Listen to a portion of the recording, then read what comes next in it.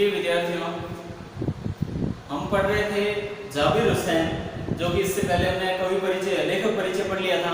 आज हम उनके द्वारा लिखित जो पाठ है सांवले सपनों की याद, उसके बारे में हम अध्ययन करेंगे।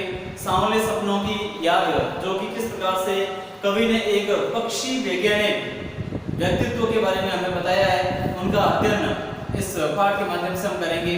देखो, सांवले यानी धुंधले कह सकते हैं अपन, काले सपने, जिनकी याद किस प्रकार से इनको रहती है। सुनहरे परिंदों के खूबसूरत पंखों पर सवार सांवले सपनों का एक हुजूम मौत की खामोश वादी की तरफ अग्रसर है। और इस प्रकार से देखा जाए तो इन्होंने बताया, कवि ने, लेखक ने बताया कि सुनहरे परिंदों के खूबसूरत पंखों पर सवार सांवले सपनों का एक हुजूम मौत की खामोश वादी की तरफ अग्रसर है। अग्रसर का मतलब है आगे बढ़ रहा है। तो इस प्रकार से देखा जाए तो सांवले सपनों के बारे में, जिनके बारे में लेखक बात कर रहे हैं, उनकी मृत्यु हो चुकी है, देहावसान हो चुका है और वो लगातार आगे बढ़ रहे हैं, यानी मौत की ओर आगे बढ़ रहे हैं। कोई रोक टोक सके कहां संभव है, कोई उनको रोक टोक सके संभव ही नहीं है। इस हुजूम में आगे आगे चल रहे हैं सालिम अली, आगे आगे चलते हैं सालिम अली, जो कि एक पक्षी वैज्ञानिक थे। अपने कंधों पर सैलानियों की तरह अपने अंतहीन सफर का बोझ उठाए। सैलानी यानी यात्री जो होता है, भ्रमण करने जो जाता है, और सैलानियों की तरह ही उनके कंधों पर उनके सामान का भार रहता था। क्यों? क्योंकि घूमने जाते थे तो सारी सामग्री अपने पास ही रहती थी, साथ में लेके चलना पड़ता था। लेकिन ये सफर पिछले तमाम वर्षों से भिन्न है। लेकिन इस बार का सफर पिछले जो तमाम वर्ष यानी जितने भी वर्षों में उन्होंने तय किया है, उससे ये अलग था। भीड़ भाड़ की जिंदगी और तनाव के माहौल से सालिम अली का यह आखिरी पलायन है। भीड़ भाड़ का माहौल और तनाव जहाँ पर रहता है, टेंशन जहाँ रहती है, उस माहौल में ये इनका आखिरी पलायन था। इस बार से यहाँ से बाहर निकल आए।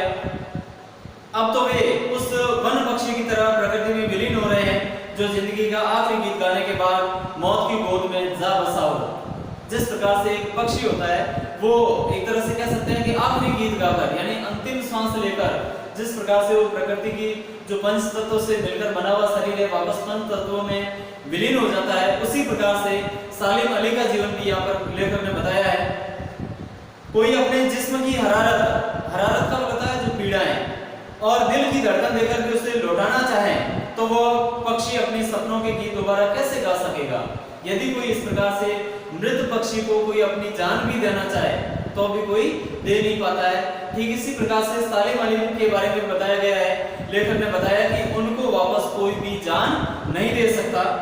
मुझे नहीं लगता कोई इस सोए हुए पक्षी को जगाना चाहेगा। मुझे ऐसा कोई लगता ही नहीं है कि इस सोए हुए पक्षी को वापस कोई जगाना चाहेगा।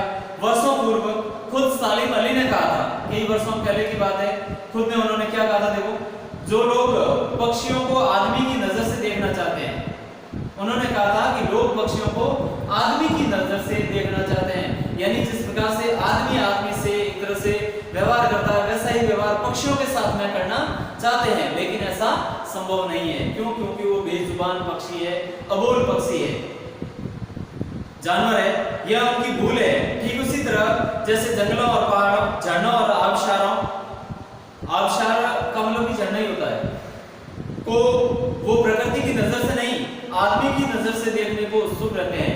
तो इस प्रकार से देखा जाए तो उन्होंने बताया कि झरने है, पहाड़ है, पर्वत है, इनको भी आदमी प्रकृति की वस्तुओं की तरह नहीं, तो अपने तरह यानी व्यक्ति की तरह देख रहे हैं। ये उसकी एक तरह से देखा जाए तो भूल है।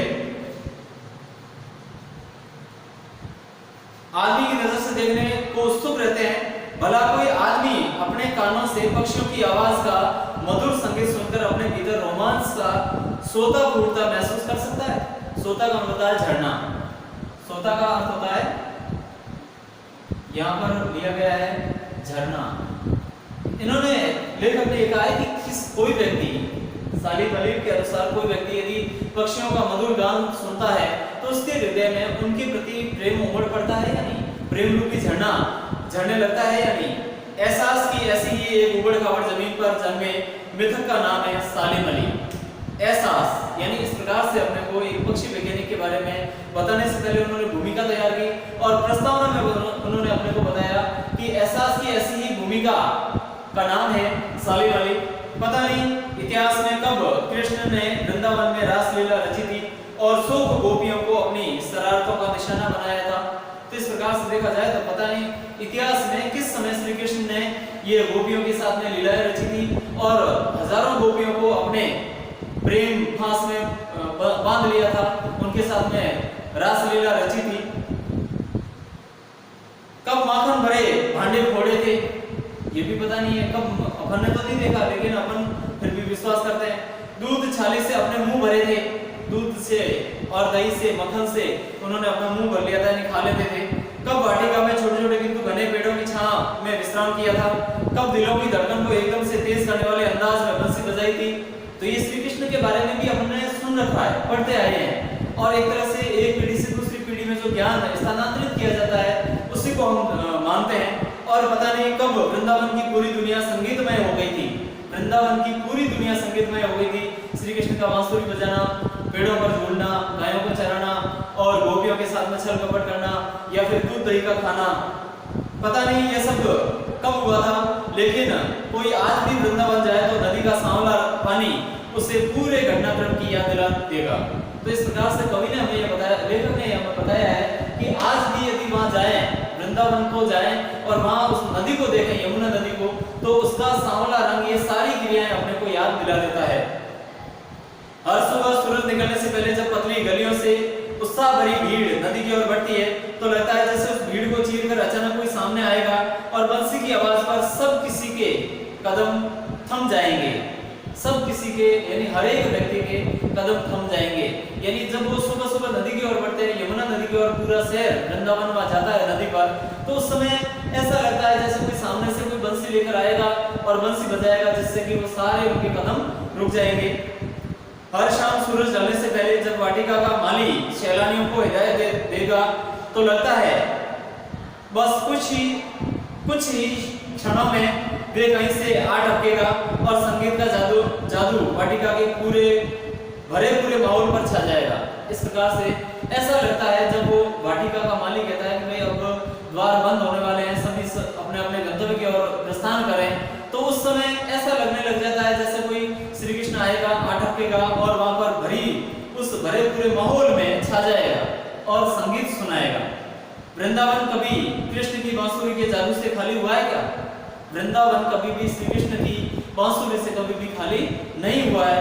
यहाँ पर उपमा देते हुए लेखक ने आगे बताया, देखो, मिथकों की दुनिया में इस सवाल का जवाब तलाश करने से पहले एक नजर कमजोर काया वाले उस व्यक्ति पर डाली जाए जिसे हम सालिम अली नाम से जानते हैं। इसको माना जाता है मिथक, जिसको हमने वास्तव में देखा नहीं है, जो हमें ज्ञान किताबों के द्वारा या बड़े बुजुर्गों के द्वारा या किसी अन्य माध्यम से जो कि हमने देखा नहीं है, जिसको हमने प्रायोगिक किया नहीं है और उसको अपन मान लेते हैं, तो वो मिथक कहलाता है। तो यहाँ पर मिथकों की इस दुनिया में ही एक आगे बढ़े तो सालिम अली को मान लिया जाए। संभव है उम्र को क्षति तक पहुंचने में थोड़े ही दिन तो बच रहे थे, अर्थात ये कहा गया है कि क्षति यानी 100 वर्ष तक पहुंचने में थोड़े ही दिन कम थे। संभव है लंबी यात्राओं की थकान ने उनके शरीर को कमजोर कर दिया हो और कैंसर जैसी जानलेवा बीमारी उनकी मौत का कारण बनी हो। कैंसर जैसी बीमारी उनकी मौत का कारण बनी थी। इसका कारण लेखक ने तुक भी लगाया है कि उन्होंने लंबी यात्राएं की थी, इस कारण से थक गए थे। लेकिन अंतिम समय तक मौत उनकी आंखों में वह रोशनी छीनने में असफल नहीं हुई जो पक्षियों की तलाश और उनकी हिफाजत के प्रति समर्पित थी। उनकी आंखें हमेशा पक्षियों की तलाश और उनकी हिफाजत यानी सुरक्षा में जो तत्पर रहती थी, उसको ये उम्र भी नहीं छीन पाई और वो यमराज भी नहीं छीन पाया, मृत्यु भी नहीं छीन पाई थी। ये अंतिम सांस तक पक्षियों के लिए कार्य करते रहे। सालिम अली की आंखों पर चढ़ी दूरबीन उनकी मौत के बाद ही तो उतरी थी। सालिम अली की आंखों पर जो दूरबीन लगी हुई थी, यानी दूर की वस्तु को देखने के लिए जो दूरबीन का प्रयोग करते हैं, वो उनकी आंखों पर लगी रहती थी। हर समय वो पक्षियों के बारे में जानते थे, पक्षियों की हिफाजत के कार्य करते थे।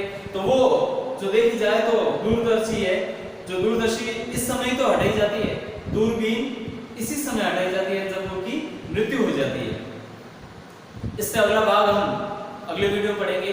तब तक आप इसका अच्छी तरह से सहज पर वाचन करें। धन्यवाद।